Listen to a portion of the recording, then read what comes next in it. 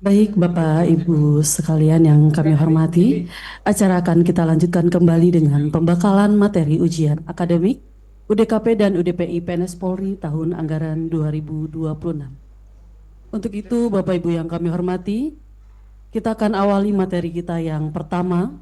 Marilah kita simak dan dengarkan bersama penyampaian materi Renstra dan SLTK Polri oleh Bapak Komisaris Besar Polisi Bambang Purboyo SE. Dengan hormat kami persilakan. Kameranya tak matiin no.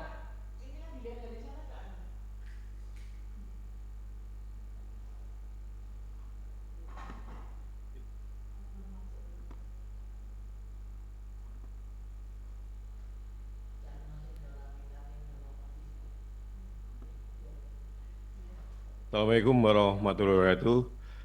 Selamat pagi rekan-rekan sekalian. Perkenalkan diri, nama saya Bambang Purboyo, pangkat Kombes, jabatan di Kabak Lempus, Biro Lemtala, Tamarena Polri. Untuk kegiatan hari ini nanti akan kita bagi dua, ya. Yang sesi pertama terkait dengan organisasi, nanti saya sendiri yang nyampaikan. Dan yang kedua nanti terkait dengan Renstra, jadi nanti AKBP Eko Yani, beliau dari Bakjakum, ya, dari Bakjakum, nanti beliau yang akan menyampaikan terkait Renstra. Ya. Mohon maaf, waktu yang diberikan berapa nih, Pak? Oh, 1 jam untuk dua, jadi nanti saya bagi 30 menit, 30 menit ya. Ada tanya jawab, Pak? Oke, oke deh, oke. Nah, ya, makasih. Jadi nanti kita bagi dua, yang nanti renstranya Pak AKBP Koyani, nanti di sela-sela apa yang saya sampaikan ada pertanyaan, nanti silahkan disampaikan ya. Kita lebih banyak, lebih efisien apabila lebih banyak ke diskusinya ya. Kalau masalah teori nanti kan bisa dilihat di dalam peraturan-peraturan yang berlaku di lingkungan Polri. Baik, untuk yang pertama terkait dengan organisasi, ya. Apabila kita bicara next terus, Pak Pranya, langsung masuk di organisasi saja. Terus nanti yang Restra ini Pak Eko. Terus next, ini semua Polda Mas ya, ada ya? Iya. Nah, lanjut next yang organisasi. Ya, next.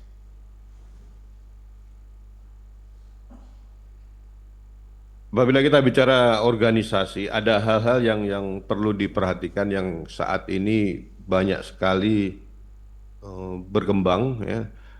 Pada prinsipnya suatu organisasi dapat berkembang sesuai dengan dinamika di lapangan. Apalagi kita yang terkait dengan Harkamtipmas sangat cepat sekali perkembangan dalam kegiatan organisasi, sehingga di lingkungan kita hampir setiap tahun khususnya di tingkat Mabes ada hal-hal penyesuaian penguatan organisasi ya.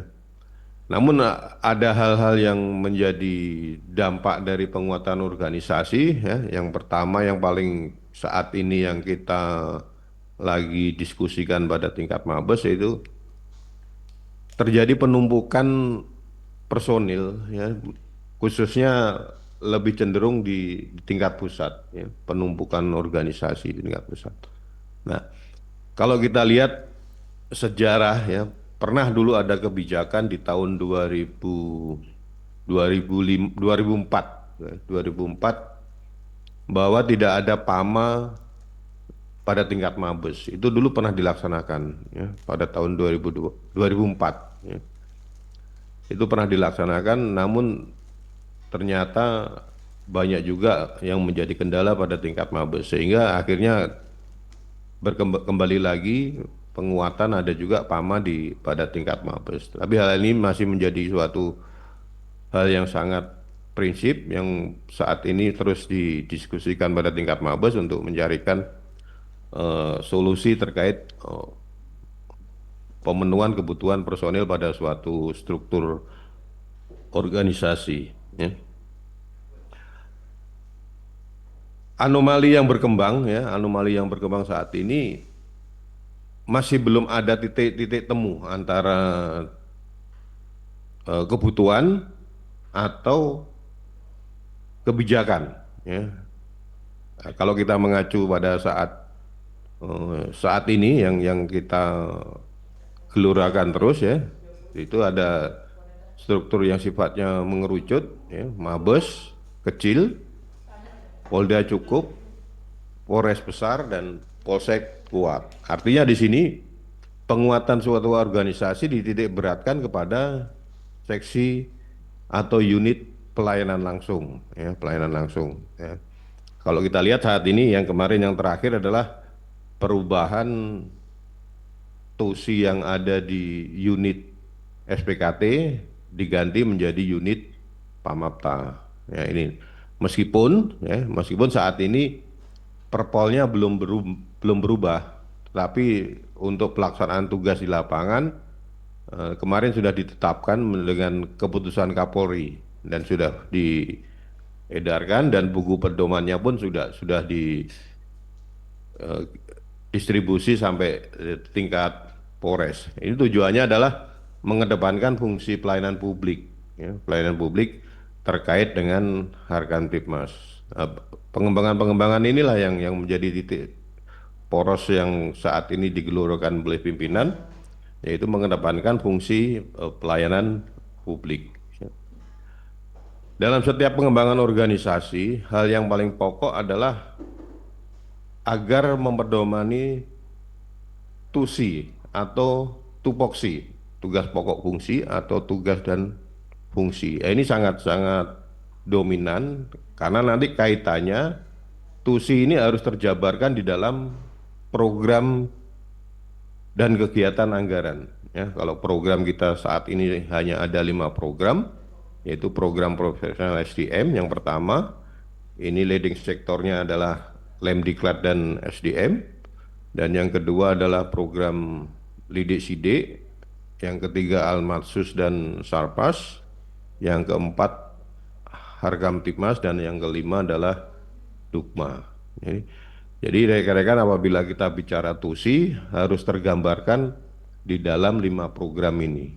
Ya, jadi karena nanti dampaknya sangat luas sekali ini, ya, sangat luas lagi. Apalagi nanti di breakdown lagi kalau kita bicara program anggaran, di bawahnya program dan anggaran ada kegiatan anggaran. Itu sangat banyak sekali. Disitulah nanti titik beratnya anggaran untuk mendukung kegiatan masing-masing fungsi atau satker. Next.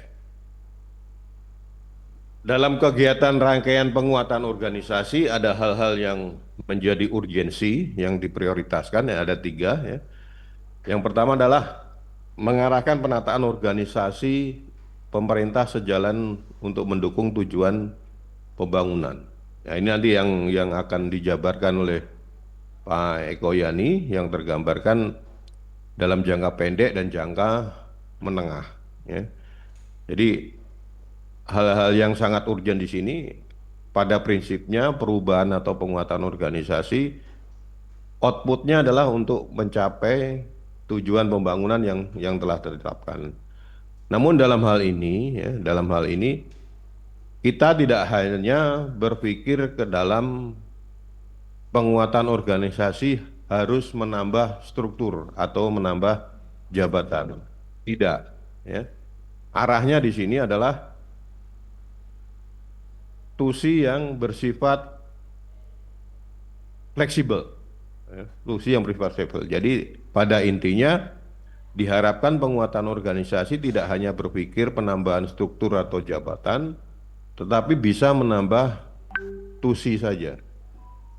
Tujuannya di sini adalah untuk membangun suatu efektivitas dan efisiensi suatu organisasi. Ya. Disitulah yang saat ini yang sedang digelurakan adalah adanya ABK atau analisis beban kerja, gitu ya. Yang kedua, ya, meningkatkan ekses kelembagaan. Ya, yang di sini yang saya sampaikan tadi, tepat struktur dan kaya fungsi. Nah, yang dimaksud dengan kaya fungsi yang saya sampaikan di awal tadi, ya, kita dalam membuat suatu rangkaian atau nomenklatur tugas dan fungsi jangan sifatnya mengunci.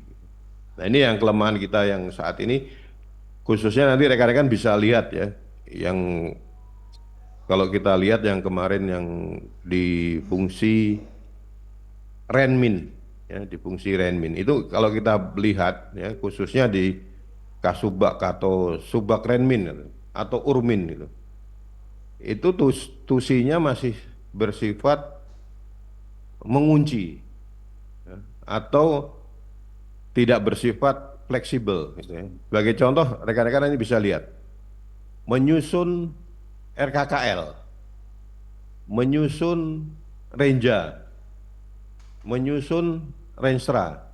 Ya. Kalau kita bicara ini tadi, ini sebetulnya bukan tugas dan fungsi, tapi itu lebih mengarah ke pertelahan tugas. Nah, ini bisa dirangkum, ya, bisa dirangkum menjadi kalimat yang bersifat eh, fleksibel, ya, yaitu menjadi menyusun dokumen perencanaan strategis. Gitu.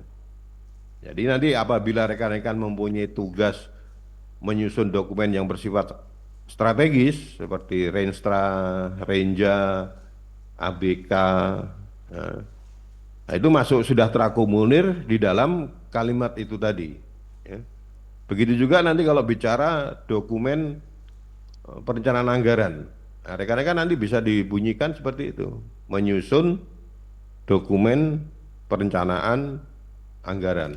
Artinya di situ menyusun RKKL, menyusun rencana kebutuhan, menyusun rencana distribusi anggaran. Nah, itu sudah masuk di dalam kategori menyusun dokumen perencanaan anggaran. Nah, ini yang nanti yang saat ini yang nanti akan dimulai pada tingkat Mabes dan suratnya sudah berproses, nanti ke depannya hal-hal yang bersifat mengunci, kalimat-kalimat mengunci ini akan kita ganti menjadi sifatnya yang kaya fungsi tadi, ya, kaya fungsi. Dan yang terakhir, yang ketiga adalah meningkatkan efisiensi belanja negara. Ya, ini tadi yang disampaikan tadi ya. Harapannya di sini apabila dalam penguatan suatu organisasi tidak harus menambah struktur atau skema jabatan baru. Artinya di sini bisa kita merubah di dalam tugas dan fungsinya saja. Ya. Karena nanti dampaknya dalam penguatan organisasi apabila sampai merubah atau menambah struktur jabatan baru, dampaknya nanti di anggaran. Ya. Nanti yang berdampak keuangan itu tidak hanya di belanja pegawai, tapi bisa tidak menutup kemungkinan belanja barang dan belanja modal. Jadi dampak output yang terakhir adalah perubahan atau penambahan anggaran di belanja pegawai, belanja barang dan belanja modal. Ya. Nanti di belanja barang, nanti untuk kegiatan operasionalnya jabatan struktur yang baru tadi, nah, begitu juga nanti akan disertai dengan kebutuhan sarana dan prasarananya. Hal-hal inilah yang menjadi hal yang pokok ya. Jadi adalah sifatnya ada 1, 2, 3 ini adalah simultan dan ini menjadi hal yang sangat prinsip dan yang harus kita kedepankan apabila kita melaksanakan penguatan dalam kelembagaan di lingkungan kita. Ya. Next.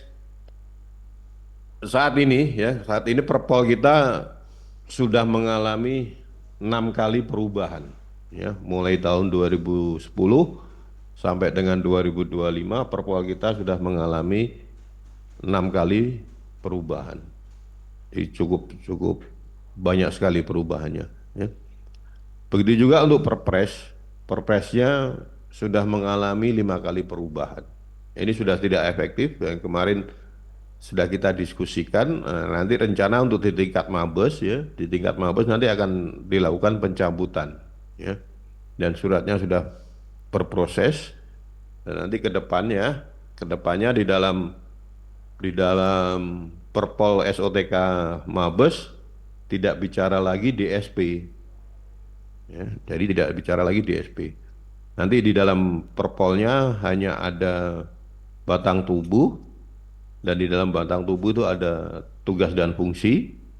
Nah, nanti lampirannya hanya struktur organisasi. Ya. Kalau sekarang lampirannya di situ ada tugas dan fungsi, ada struktur, dan ada DSP.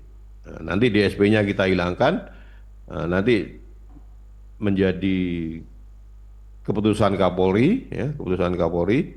Nah, keputusan Kapolri ini terkait dengan komposisi personil dalam menduduki satuan kerja. Jadi nanti berubah menjadi komposisi personil.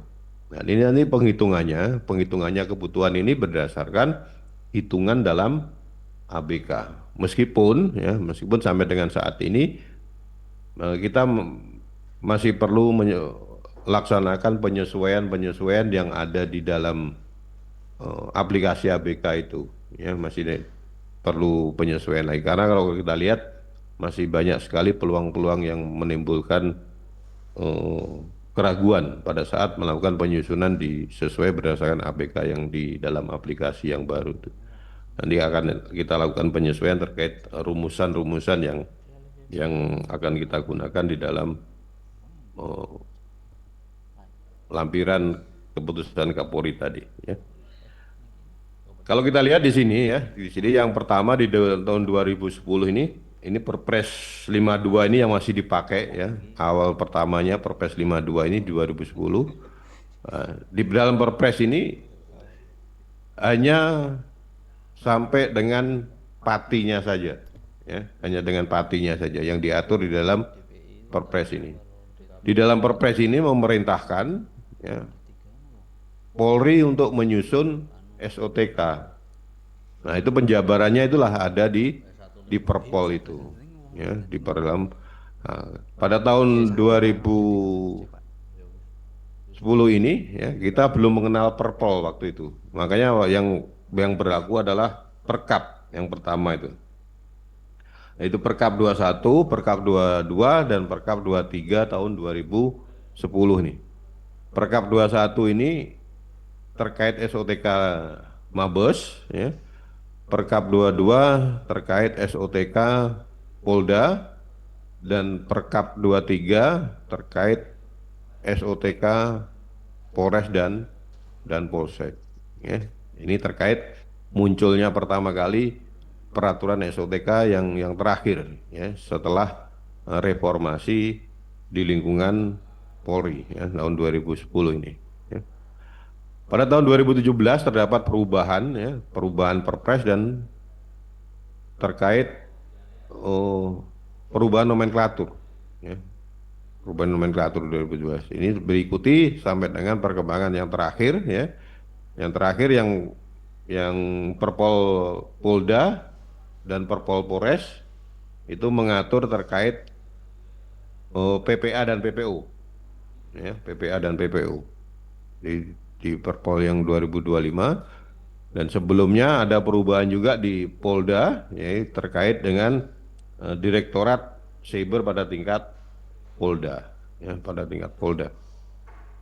Dan untuk tingkat Mabes tahun 2024, ya, ada perubahan Direktorat PPA PPO pada tingkat Mabes, dan yang terakhir perubahan Kortas Tipikor, ya, yang semula berpangkat bintang 1, sekarang menjadi bintang 2, di bawah Kapolri langsung. Kalau dulu kan di bawah Bareskrim, sekarang sudah keluar, berada di bawah Kapolri langsung di dalam strukturnya.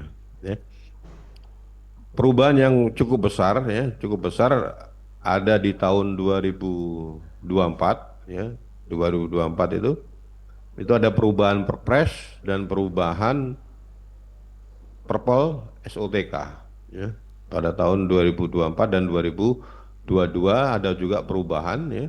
Kalau 2022 perubahannya yang sangat mendasar yaitu terkait dengan penambahan mayoritas bintang 1 pada jajaran Korbrimob, ya. Yaitu yang banyak adanya Pas Brimob. Pas Brimob ini ada tiga, ada di wilayah timur, wilayah tengah dan wilayah barat, ya. Pas 1, 2, 3 itu, ya. Nah, itu di tahun 2022 ada perubahan Pusdokes yang semula bintang bintang 1 menjadi bintang 2, ya. Itu di tahun 2024, ya.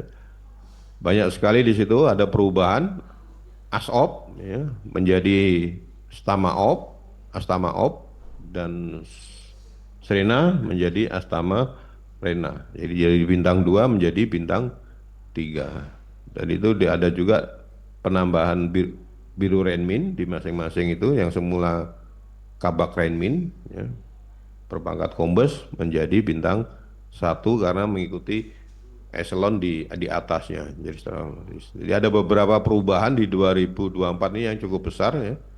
Itu ada 5 satker itu di tahun 2024 itu, ya. Banyak juga perubahan perpresnya, ya. Next. Nah, ini kalau kita rangkum, ya, dari perubahan perkembangan tadi kita rangkum, ya, SOTK Polri yang pertama mendasari SOTK Polri. Kalau kita bicara SOTK Polri, berarti bicaranya adalah Perpres. Perpres yang pertama, Perpres 52 tadi 2010, dan yang kedua 2017 perubahan yang pertama, terus yang 22 tahun 2022 perubahan kedua, dan yang terakhir, mohon maaf ini harusnya 2024, ya. 2024 ini ada 2, yang terakhir ini 2024 nomor 122 ini terkait Kortas, ya, Kortas Tipikor. Nah, kalau yang 2024 ini terkait Stama OP dan Stama Rena tadi, ya. Jadi perubahannya yang Perpres SOTK Polri itu sudah 5 kali perubahan, dan untuk SOTK Mabes Perpolnya 6 kali perubahan, ya, 6 kali. Untuk Polda yang terakhir ini, yang perubahan tahun 2024 ini terkait pembentukan Ditsaber pada tingkat Polda, dan yang kedua PPA PPO pada tingkat Polda. Nah, untuk Polres baru 1 kali perubahan, ya, tahun 2025 kemarin, yaitu terkait SAT PPA PPO pada tingkat Polres. Jadi ini, ya. Jadi ini perubahan-perubahan yang terjadi di lingkungan kita, baik itu berupa perubahan Perpres atau perubahan Perpol SOTK-nya. Ya. Mati, aku reti nek kowe rantu, makanya tak pateni lho. Next, kita masuk di struktur organisasi, ya. Lho makanya kowe telepon kowe meneng wae aku kan.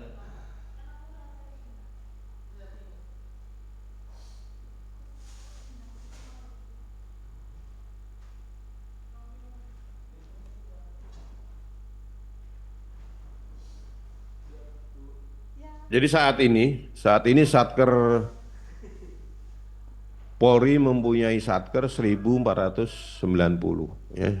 Nah, komposisi personil yang mengawaki, nah ini saya ambil data dari SDM, yaitu dari SIPP per 31 Desember 2025, ya.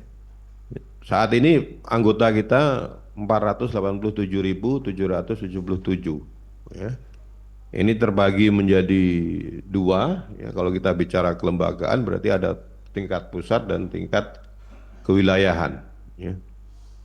Untuk Mabes, ya, Mabes Polri personil yang mengawaki ada 36.266.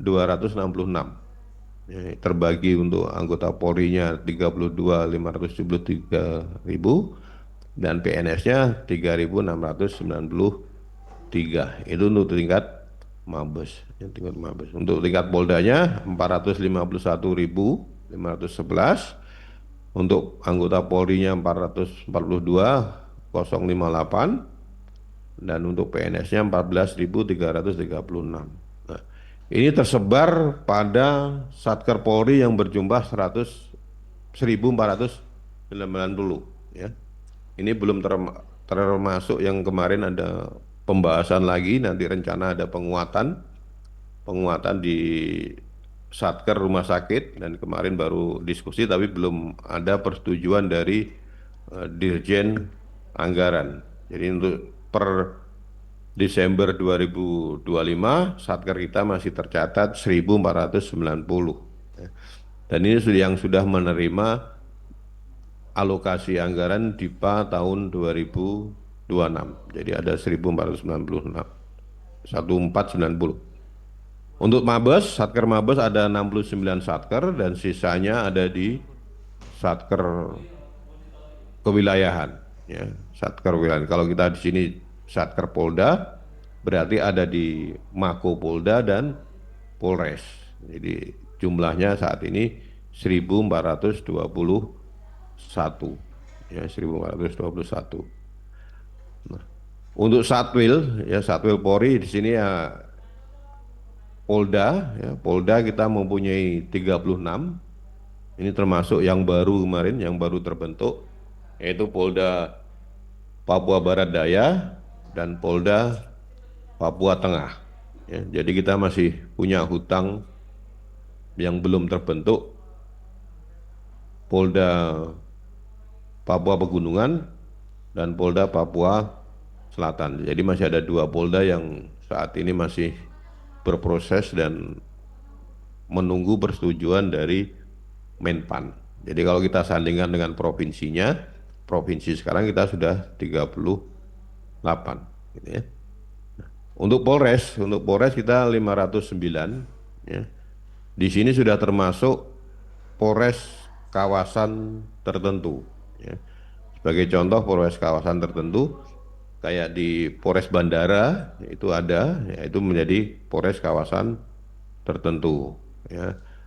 Begitu juga di Pelabuhan Tanjung Priok ada Polres kawasan tertentu, di situ masuk kategori Polres kawasan tertentu. Ya. Untuk Polsek kita baru 4.955. Jadi masih banyak berkurang ini terkait dengan Polsek dibandingkan dengan jumlah kecamatan yang ada. Jadi ini perlu nanti penyesuaian kembali kita. Ya.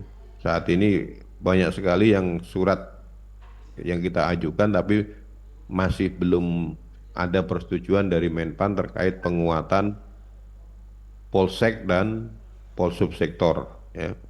Sedangkan Polsubsektor adalah 938 ini. Ya.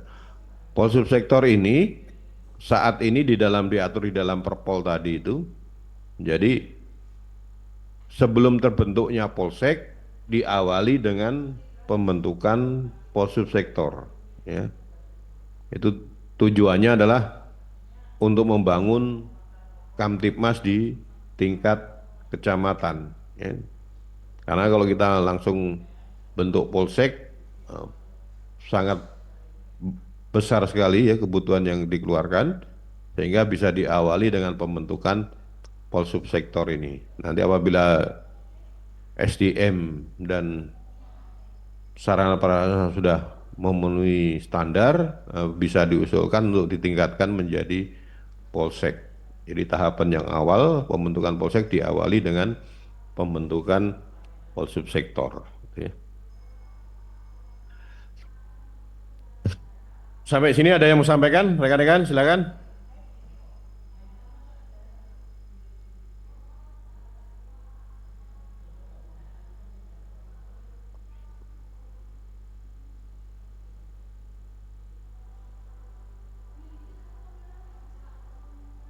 Ada yang mau sampaikan, rekan-rekan? Silakan.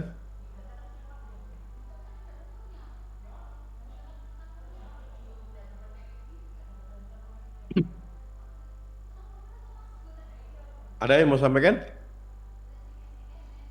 Kalau nggak ada, kita lanjut.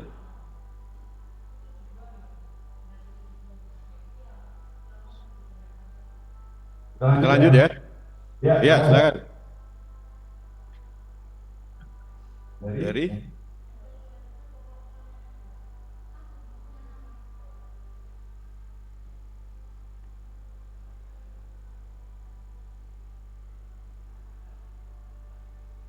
putus Pak ya.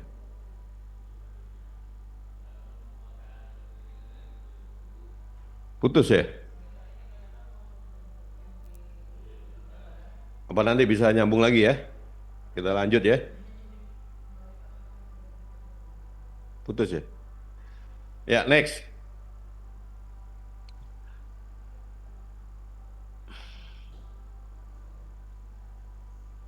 Next, kita masuk di struktur ya, struktur organisasi pada tingkat Mabes.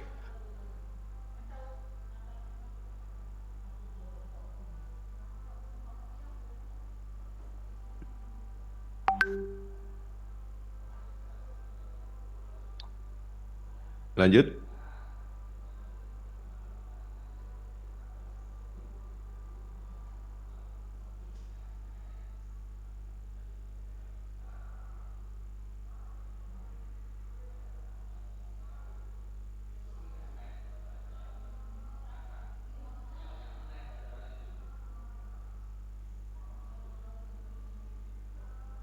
Ya, masuk.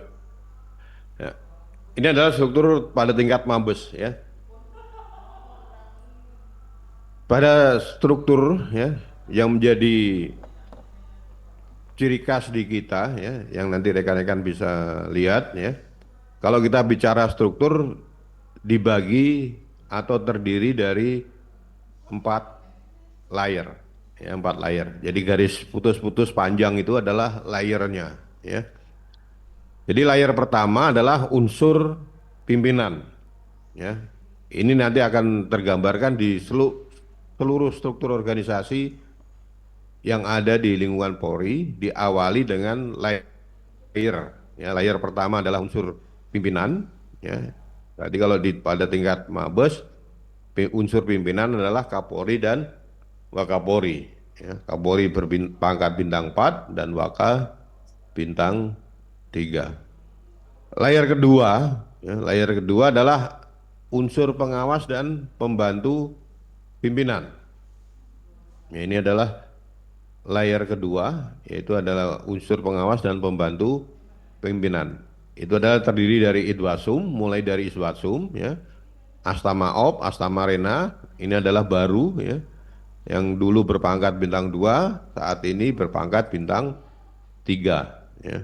Astamaop, Astamarena, SDM, Aslok, ya, sampai Sahli. Nah, itu adalah unsur pengawas dan pembantu pimpinan. Ya.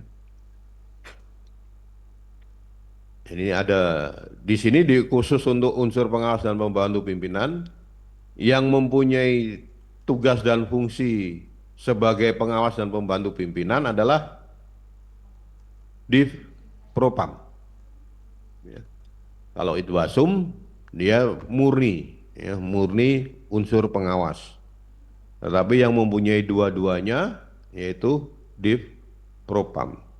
Berarti yang lain Astamaop, Astamarena sampai dengan Sahli adalah unsur pembantu pimpinan. Ya.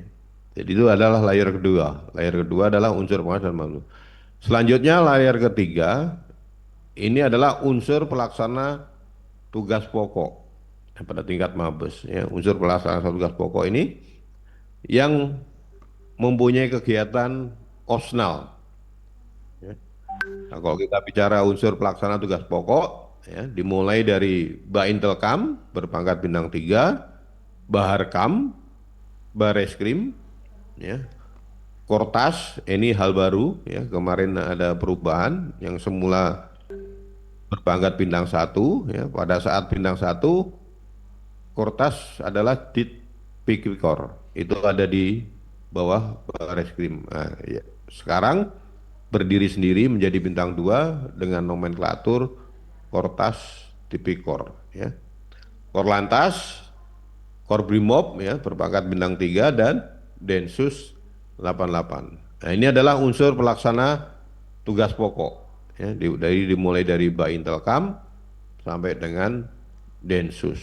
Ya, ini unit opsional kita. Ini leading sektor kegiatan operasional ya, ada di unsur pelaksana tugas pokok.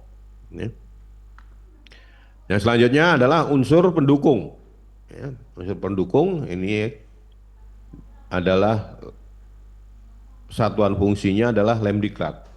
Ya, satuan fungsi yaitu satker yang mempunyai jajaran di bawahnya yaitu Lemdiklat ini yang dia mempunyai tugas pokok ya sebagai pembina fungsi unit-unit terkait dengan pendidikan dan latihan ya. Pada tingkat Mabes di situ ada Sespim, ada STIK, Akpol, Stukpa, ya, Diklat Pus, Jatras dan Diklat Reserse ya. Di situ juga ada Pusdik-Pusdik dan SPN. SPN ini adalah garis putus-putus, artinya di sini tugas pokoknya dia berada di strukturnya Polda.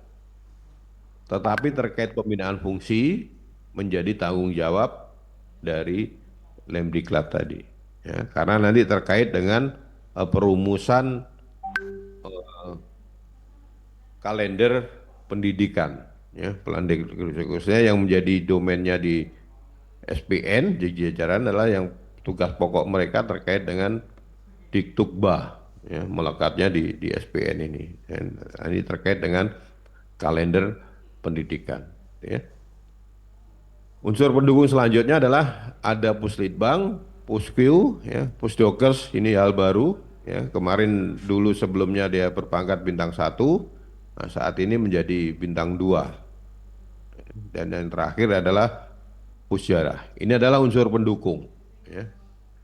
Pendelegasian kewenangan di jajaran, ya, ini dilimpahkan kepada Polda atau unsur tingkat kewilayahan Polda. Ya. Polda nanti ada sekarang saat ini ada 36 Polda dan yang berbintang 1 atau Polda tipe B PSSI. yaitu Polda yang baru tadi ya, Polda Papua Barat Daya dan Polda Papua Tengah ya, dan yang lain sudah berpangkat bintang 2. Untuk Polda A khusus tipe A khusus ada di Polda Metro ya. Selanjutnya kita masuk di strukturnya Polda, ya, struktur Polda. Next. Nah, struktur Polda tipe A khusus itu hanya ada di Polda Metro. Pada prinsipnya sama, ya, semua struktur yang ada di Polda sama. Terbagi juga ya menjadi 4 unsur tadi ya, unsur pimpinan, Kapolda, Wakapolda, unsur pengawas dan pembantu pimpinan yaitu Iswasda, Bitpropam, Bithumas, Bitkum ya terus sampai ke Yanma. Unsur pelaksana tugas pokok ya ini SPKT tadi ya, SPKT nanti ke depan nanti SPKT ini akan dilakukan penyesuaian ya terkait strukturnya ini ya. Terus next ini unsur pelaksana tugas pokok ya yang terakhir adalah Ditahti. Ditahti ini dia belum bisa menjadi satker ya, karena dia masih berada di bawahnya di reskrim ya. Kalau kita bicara anggaran, jadi anggarannya belum berdiri sendiri tapi masih masuk di Tahti ya. Tipe A khusus dengan tipe Polda yang lain, tipe B dan tipe E, perubahan yang atau hal yang mendasar adalah pada Ditres Cyber, ya, Ditres Cyber dan Ditres PPA PPO. Nanti akan kita lihat ya perbedaannya adalah di dua unit kerja ini, di tes PPA dan PPO, dan yang satu adalah di tes cyber. Pada tipe A khusus ini sudah jadi, ya sudah tidak dalam bentuk skeleton, artinya skeleton itu garis putus-putus, ya. Tapi nanti di Polda tipe B atau tipe A itu adalah garis putus-putus, artinya di situ dapat dibentuk berdasarkan kebutuhan, ya. Ini unsur pendukungnya, ya, ada SPN, Bitku, dan Bitwakes. Nah, ya. Nanti ke bawahnya adalah Polres, ya, gitu ya. Ya kita lihat di tipe A dan tipe B. Next, next. Nah ini perbedaannya yang mendasar, ya. Kalau yang seperti saya sampaikan tadi, untuk PPA dan PPO dia garis putus-putus. Begitu juga di tes cyber. Ini adalah garis putus-putus. Artinya dibentuk berdasarkan kebutuhan, ya. Nah, saat ini untuk PPA PPO baru terbentuk pada 11 Polda. Untuk cyber baru terbentuk pada 8 Polda. Artinya di sini Polda-Polda mau yang belum ada, yang belum terbentuk, mau membentuk, dapat mengusulkan. Ya, artinya di sini penjabaran dari garis putus-putus ini tadi, atau yang kita kenal dengan garis skeleton. Jadi yang membedakan itu. Tapi kalau pada prinsipnya semuanya sama, ya. Next.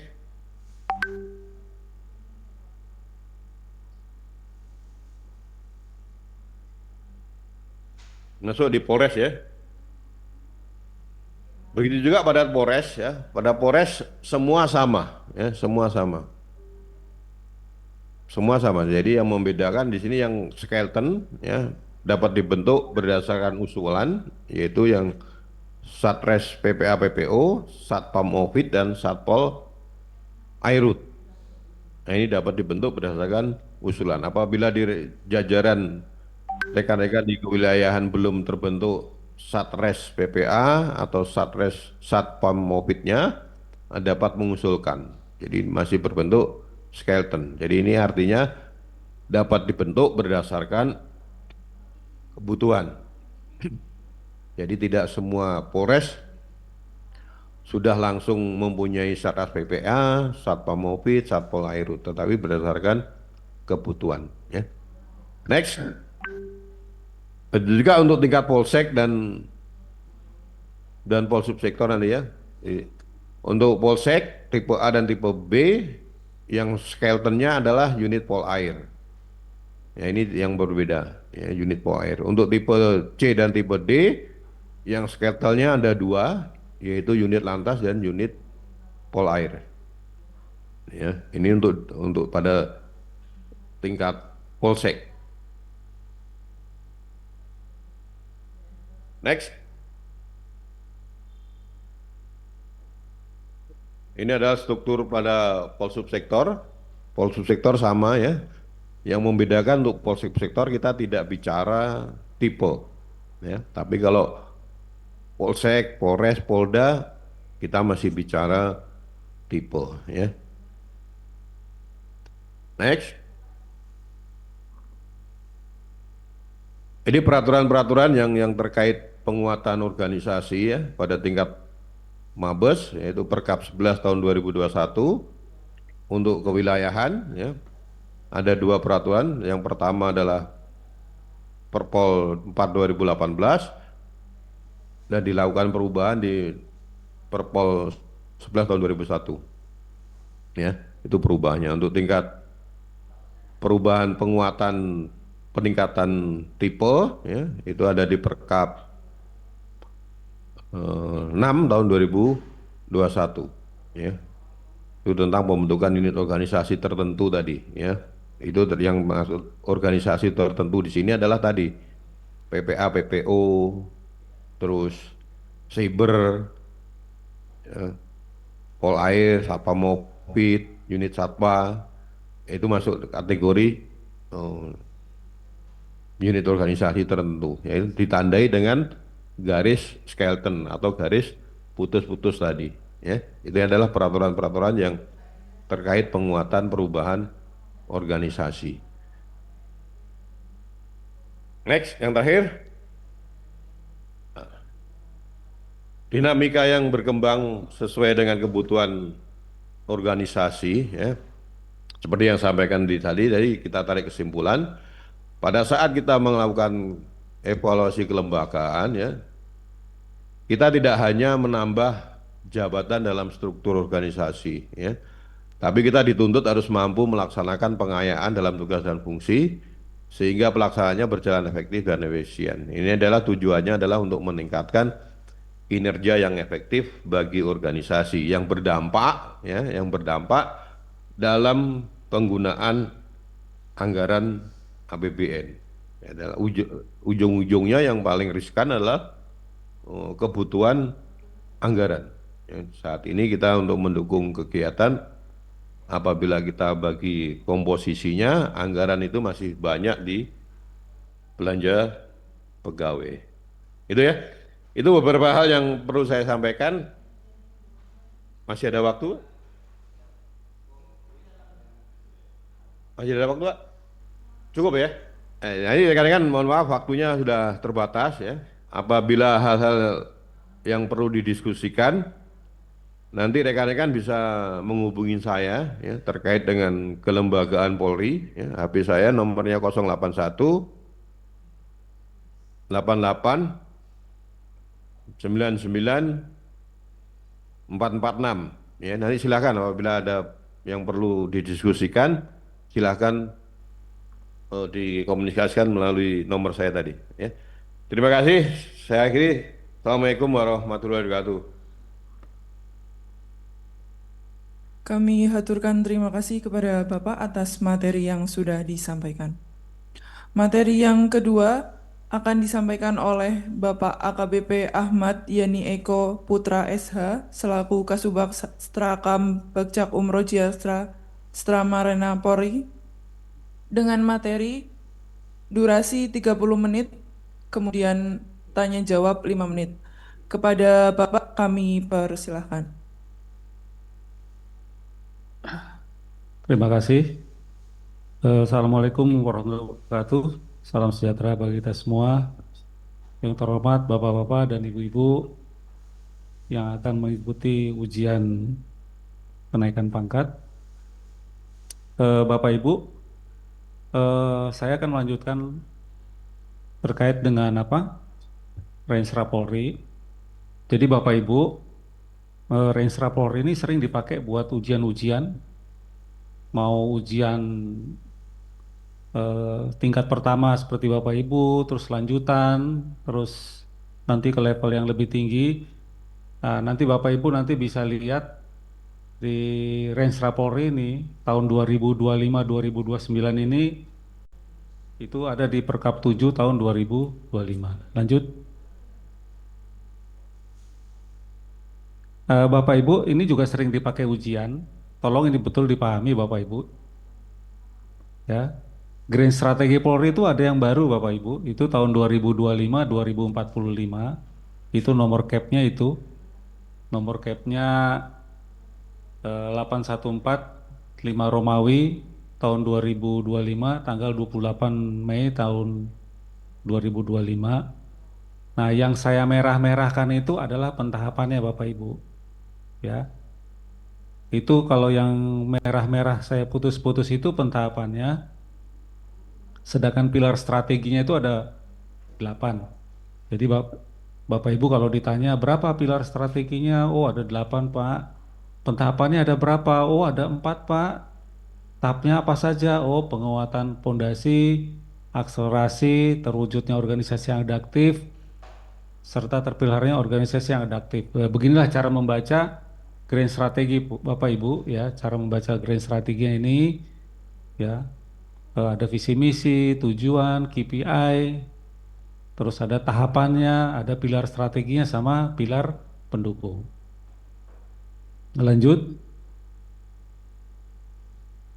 Nah, ini adalah timeline perumusan Bapak Ibu, timeline perumusan dari Renstra Polri Bapak Ibu. Jadi Renstra Polri itu dibuat dari 1 tahun sebelumnya, ya, sehingga ada pengesahan di tahun 2025. Jadi intinya pada saat ini perlu saya jelaskan kepada Bapak Ibu, yang namanya proses perencanaan itu selalu dibangun atau dibuat itu TAB-1. Jadi 1 tahun sebelumnya. Sebelum itu dilaksanakan. Lanjut. Nah, slide ini menggambarkan kalau membuat Renstra Polri itu bukan hanya Polri saja membuat. Jadi intinya kalau membuat Renstra Polri itu ya ujiannya di Bappenas. Jadi setelah eh, lulus ujiannya, ya, Renstra itu sudah dinyatakan bagus, baik, itu ada suratnya dari Bappenas itu mengeluarkan surat bahwa Renstra Polri itu sudah selaras dengan visi misi presiden yang terpilih. Jadi artinya kalau kita membuat Renstra itu harus diselaraskan dengan visi misi presiden yang terpilih. Visi misi presiden terpilih itu apa? Itu yang termuat di dalam RPJMN. Ya, termuat di dalam RPJMN berapa? Nah, visi misi presiden terpilih sekarang ini termuat di dalam RPJMN tahun 2025 tahun 2029. Lanjut. Nah, ini adalah perencanaan strategis Polri, Bapak Ibu. Nah, di perencanaan strategis Polri itu diatur diatur di Undang-Undang Nomor 25 tahun 2004.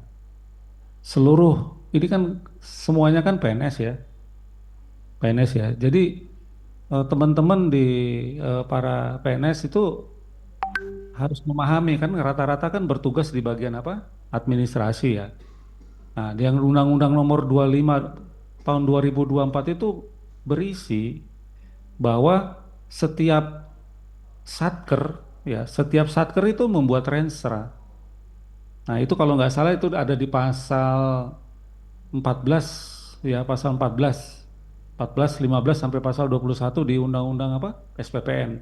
Jadi kenapa kita harus membuat renstra? Karena ada di Undang-Undang Nomor 25 tahun 2004. Ya. Terus ada Perpres 12 tahun 2025 terkait RPJMN. Kata kuncinya di sini Bapak Ibu.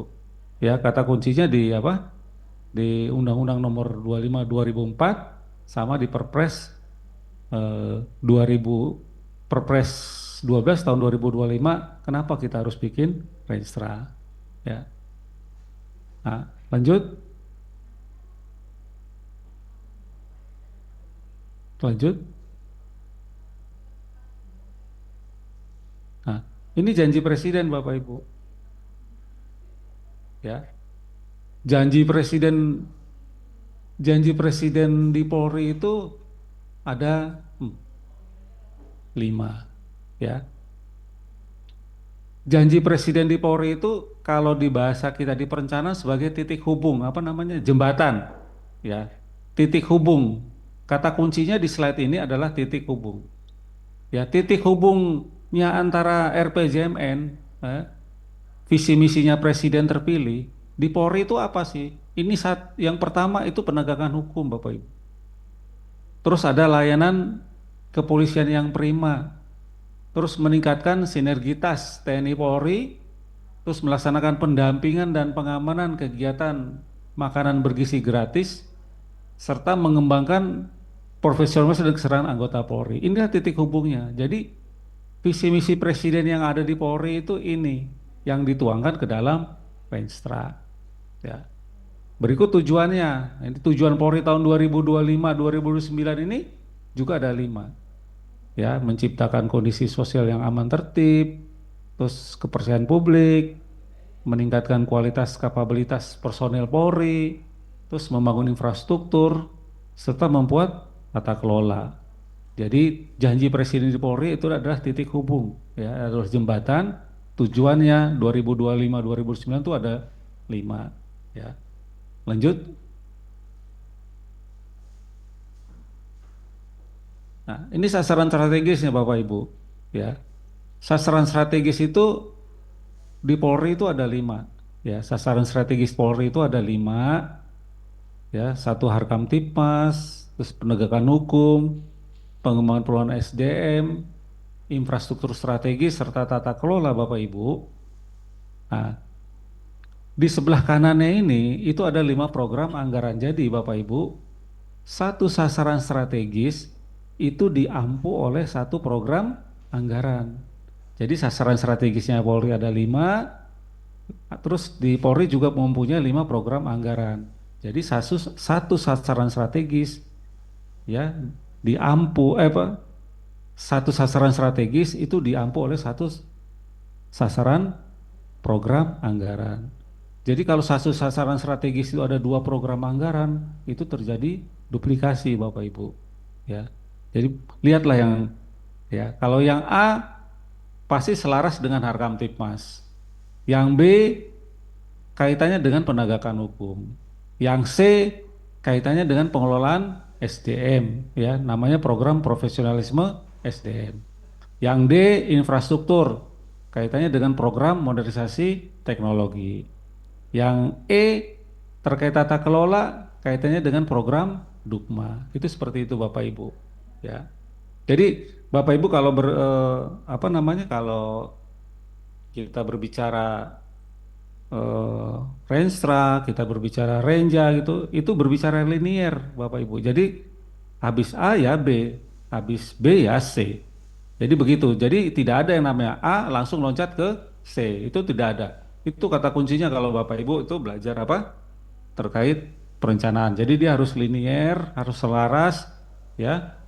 Eh, jadi tidak ada yang cara berpikirnya kalau loncat-loncat itu malah nanti perencanaannya tidak baik, ya. Lanjut. Nah, ini pentahapan, ya. Bapak Ibu, kalau ditanya kepada Bapak Ibu, pentahapan Renstra itu ada berapa sih? Oh, ada 5 Pak. Tahun 2025 itu ngapain? Tahun 2026 ngapain? Tahun 2027 seperti apa? Tahun 2028 itu seperti apa? Tahun 2009 seperti apa? Tapi pada intinya di dalam eh, Renstra Polri ini ada 5 pentahapan. Karena apa? Dilaksanakan selama 5 tahun sesuai dengan RPJMN tahun 2025 tahun 2029. Nah, judulnya pentahapan di tahap pertama 2025-2009 itu adalah penguatan organisasi atau yang namanya Foundation Reinforcement, ya. Itu pentahapannya, jadi ada 5 itu sebagai penjabaran dari RPJMN 2025-2029. Lanjut. Arah kebijakan nasional dan strategi, ya. Bapak Ibu eh, Bapak Ibu nanti coba lihat nanti di ada yang namanya Perpres 12 tahun 2025 terkait RPJMN itu di lampiran 3 Bapak Ibu, ya. Bukan di lampiran 1, itu di lampiran Lampiran 3 itu tugas-tugas Polri yang ada di mana? Di tugas-tugas Polri yang ada di dalam RPJMN. Lanjut. Nah, arah kebijakan Polri yang tadi seperti saya sampaikan ya Bapak Ibu, ya, itu titik hubungnya tuh kan ada 5 ya Bapak Ibu, ya, titik hubungnya menjadi 5. Nah itu dimasukkan ke dalam kegiatan-kegiatan, ya. Itu ada penguatan intelijen keamanan dalam negeri, keamanan cyber, keamanan tertidur masyarakat, keamanan laut. Inilah yang menjadi sasaran-sasaran atau tugas-tugas Polri nanti selama 5 tahun ke depan. Itu yang dituangkan ke dalam sasaran strategis Polri, ya. Seperti tadi saya sampaikan, sasaran strategis Polri itu ada 5. Jadi Bapak Ibu nanti kalau di ujian ada berapa sasaran strategis Polri? Oh, ada 5 Pak.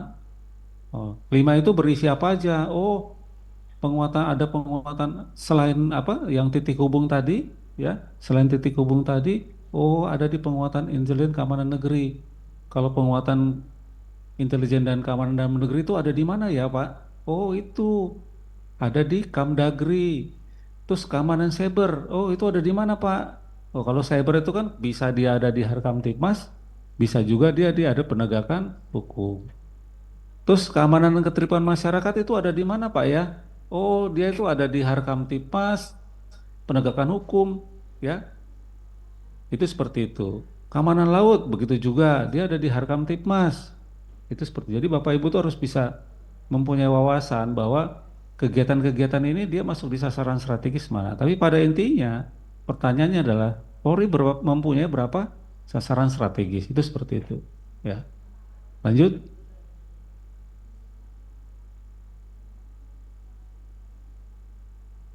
Lanjut. Nah, ini caranya. Ya. Jadi kalau Bapak Ibu membaca, jadi nanti lihat lagi rensranya, nanti ada pertanyaan, sasaran strategis dia tuh ada berapa Pak? Ya, oh ada 5. Arah kebijakannya ada berapa? Oh ada 26. Nah, misalnya di sasaran strategi 1 itu ada 11 arah bijak, itu tolong dibaca, dilihat. Ya, pekerjaan ini bukan pekerjaan hafalan Bapak Ibu, ya. Ya, jadi Bapak Ibu tuh nggak perlu hafal mati. Itu enggak perlu. Jadi kan tadi saya udah sampaikan, kalau belajar perencanaan itu dia linier Bapak Ibu. Ada sasaran strategis berarti ada arah bijak. Berarti kalau ada arah bijak berarti ada strategi. Jadi saya ulangi lagi. Kalau ada sasaran strategis pasti ada arah bijak. Kalau ada arah bijak berarti ada strategi. Nah, tinggal Bapak lihat aja di renseranya. Yang dimaksud dengan misalnya nomor 1 ya, pemberdayaan keamanan dan ketertiban masyarakat yang responsif dan prediktif. Arah bijaknya apa? Ya, yang kaitannya dengan apa? Yang nomor 1 ini, strateginya apa? Jadi kalau yang namanya strategi itu Bapak Ibu ini catatan penting, itu identik dengan kegiatan. Kita mau ngapain untuk mencapai sasaran strategis itu. Itu intinya. Nah, arah bijak dari pimpinan itu seperti apa? Oh, dia ada di arah bijak. Ya. Jadi bukan Bapak harus hafal ini ada 11, ada ini enggak seperti itu. Jadi ini apa ya? Caranya ini pemahaman dari Bapak Ibu yang tadi saya sampaikan. Yang penting kalau Bapak Ibu belajar Enstra dan SOTK dan sebagainya, itu caranya berpikirnya secara linier. Ya, linier itu mengalir. Saya bilang tadi, kalau kita bicara A, habis itu ya pasti B. Habis B, habis C. Itu seperti itu. Tidak pernah loncat A ke C itu gak akan. Ya, karena nanti ada sesuatu yang apa? Hilang. Itu seperti itu ya. Lanjut. Nah, di dalam Renstra Bapak Ibu itu ada kerangka regulasi. Kata kuncinya ini. Ya. Kerangka di dalam Renstra itu pasti ada kerangka regulasi. Kerangka regulasi itu apa sih? Oh, kaitannya kebutuhan. Kebutuhan regulasi selama 5 tahun. Itu kata kuncinya. Jadi dalam Renstra itu pasti ada kerangka regulasi, itu kebutuhan regulasi selama 5 tahun. Lanjut. Lanjut. Nah, ini isi-isinya kebutuhan regulasi, contohnya lah, ya, kebutuhan. Tapi pada intinya di dalam Renstra itu ada yang namanya kerangka regulasi. Kerangka regulasi itu adalah kebutuhan regulasi selama 5 tahun. Itu seperti itu, Bapak Ibu ya. Lanjut. Ini regulasi, terus lanjut. Terus. Nah, terus di dalam Renstra itu ada apa? Oh, ada kerangka regulasi. Ada kerangka kelembagaan. Jadi di dalam Renstra itu ada kerangka regulasi, ada kerangka kelembagaan. Di dalam kerangka kelembagaan itu apa? Itu Polri membutuhkan apa? Kelembagaan selama 5 tahun itu mau ngapain? Seperti tadi yang dipaparkan oleh Pak Bambang, mau bikin Polres, mau bikin Polsek, mau bikin subsektor dan sebagainya. Jadi memerlukan yang namanya kerangka kelembagaan. Jadi tadi ada kerangka regulasi dibutuhkan selama 5 tahun. Ini adalah kerangka kelembagaan selama 5 tahun. Lanjut. Nah, ini contohnya kebutuhan kelembagaan mau bikin apa selama 5 tahun. Ini contohnya seperti ini, ya. Terus Nah, di dalam Renstra itu ada apa? Oh, ada target kinerja, Pak. Ya, target kinerja di dalam Renstra itu apa? Oh, namanya indeks Kamtipmas. Jadi yang namanya di dalam apa? Renstra itu ada target kinerja. Yang di Polri itu namanya indeks Kamtipmas. Ikonnya itu adalah indeks Kamtipmas. Ya, itu seperti itu. Ya, lanjut. Ini selama 5 tahun ya, target kinerja selama 5 tahun. Ya, jadi yang namanya Renstra itu ya ada KPI-nya. KPI-nya itu Key Performance Indicator. Nah, berdasarkan IKU ya. IKU-nya apa? IKU itu apa? Indikator kinerja utama. Itu seperti itu ya. Jadi Bapak Ibu tuh harus paham. Ya, kalau kita bicara target kinerja ya selama 5 tahun berarti ada IKU-nya, ada KPI-nya. IKU itu apa? Indikator kinerja utama. Itu seperti itu. Lanjut. Lanjut. Nah, terus ada lagi. Di dalam Renstra itu ada apa? Oh, ada kerangka pendanaan, Pak. Ya, ya, kerangka pendanaan itu apa? Oh, berdasarkan 5 program, Pak. Dengan sumber anggaran apa? Oh, sumber anggarannya ada rupiah murni, Pak. Terus ada apa? PLN, PDN, PNBP, BLU, SBSN. Jadi ini ada 6 pembiayaan Pak di Polri, Bapak Ibu. Jadi kalau kita bicara kerangka pendanaan selama 5 tahun, itu ada sumber anggaran dari apa? Rupiah murni, pinjaman luar negeri, pinjaman dalam negeri, PNBP, BLU sama SBSN. Jadi gitu Pak. Jadi dalam Renstra itu ada kerangka apa? Tadi regulasi, terus apa? Kelembagaan, terus ada target kinerja sama kerangka pendanaan. Udah Pak, itu kata kuncinya di situ Pak. Ya. Kalau kerangka regulasi itu adalah kebutuhan regulasi selama 5 tahun, terus kelembagaan yang dibutuhkan selama 5 tahun, target kinerja itu ada IKU, ya, terus ada target-target KPI-nya, cara menghitungnya, sedangkan kerangka pengembangan itu adalah kebutuhan penganggaran selama 5 tahun, yang mana dibiayai dari sumber mana? Oh, sumber rupiah murni, PLN, PDN, PNBP, BLU, dan SBSN. Lanjut. Nah, di dalam perkap Renstra Bapak Ibu ya, nanti kalau Bapak Ibu lihat perkap Renstra itu ada yang namanya lampiran 1 itu naskah ya, isi lampiran 1 isinya naskah. Terus lampiran 2 itu isinya naskah. Terus lampiran 3 itu terkait apa? Lampiran matrik kinerja Bapak Ibu ya, yang tadi saya sampaikan terkait target kinerja. Yang nomor lampiran 4 itu ya lampiran 3 ya, itu berisi matrik pendanaan ya yang tadi saya sampaikan. Nomor 5 nomor 5 itu lampiran 4 masih matrik apa? Pendanaan di PN Polri, Bapak Ibu. Ya, harus Bapak Ibu harus hati-hati membedakan yang poin 4 dengan poin 5 itu. Karena lampirannya ada lampiran 3 pendanaan yang reguler sama pendanaan yang matrik PN prioritas nasional. Terus yang lampiran 5 itu ada kerangka regulasi, lampiran 6 itu ya kerangka kelembagaan. Nah, inilah isi ya dari perkap Renstra Bapak Ibu. Ya. Tapi yang di awal tadi yang saya sudah sampaikan. Pada intinya kalau Bapak Ibu membaca Renstra ya, membaca Renstra, buka aja ini panduannya dari slide ini.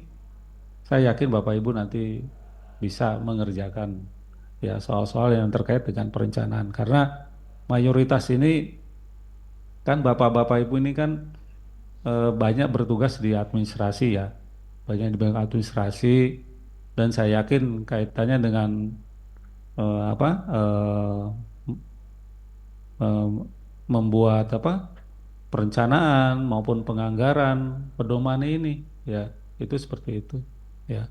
Lanjut. Nah, sekian dan terima kasih Bapak Ibu. Mungkin Bapak Ibu ada pertanyaan atau hal-hal yang memang perlu disampaikan, saya persilakan ya Bapak Ibu. Tapi saya yakin bisa lah ya, karena ini kebanyakan kan petugas-petugas yang di mana di staf ya, itu seperti itu. Silakan Bapak Ibu jika ada yang mau ditanyakan. Ini dari seluruh Indonesia kan?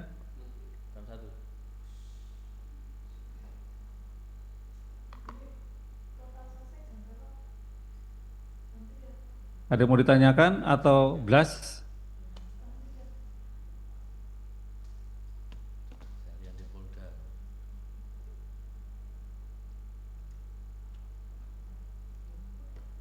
Ada? Tidak ada? Baik, kalau tidak ada nanti slide saya bisa minta ke panitia ya. Mudah-mudahan bisa memberikan pencerahan kepada Bapak Ibu. Kurang lebihnya saya mohon maaf apabila ada kalimat atau hal-hal yang memang belum atau belum pahami. Saya ucapkan terima kasih. Wassalamualaikum warahmatullahi wabarakatuh. Kami haturkan terima kasih kepada Bapak.